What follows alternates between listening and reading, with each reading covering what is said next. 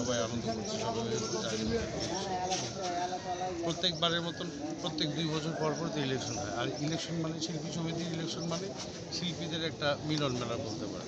এখানে সিনিয়র শিল্পী, জুনিয়র শিল্পী সবাই একত্রিত হয়, সবার সাথে সবার দেখা হয়, সবার সাথে সবার সুখ দুঃখ, আলাপ আলোচনা, স্মৃতিচারণ, নানান কিছু, যার জন্যে অনেক দ্রুত গতিতে সময়গুলো পার হয়ে যায়। সকাল থেকে আমরা বিকেল পর্যন্ত ছিলাম, এখনও আছি।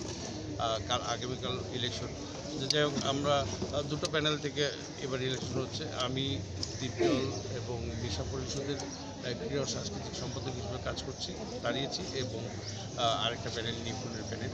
যাই হোক, এই 2 প্যানেলের মধ্যে এবার ইলেকশন হচ্ছে। গতবার নিপুণের প্যানেল কাজ করেছিল। তো যাই হোক, আর স্বতন্ত্র থেকে দাঁড়িয়েছেন আমাদের বন্ধু বাদল, ও স্বতন্ত্র থেকে দাঁড়িয়েছে ইস্যু কমিটি, তাই না? আমরা ইস্যুতে।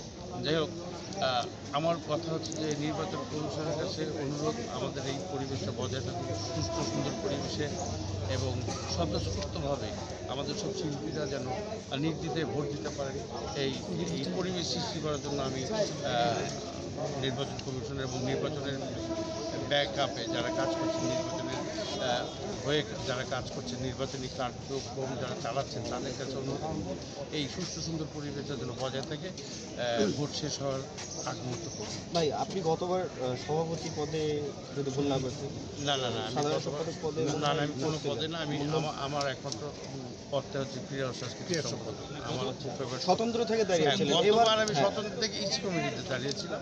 এটা নিপুণদের প্যানেল হচ্ছে যে 2 প্যানেল বলতে আমি প্যানেল বুঝি না, আমি বুঝি সব সবাই এক, সবাই আমরা সমান।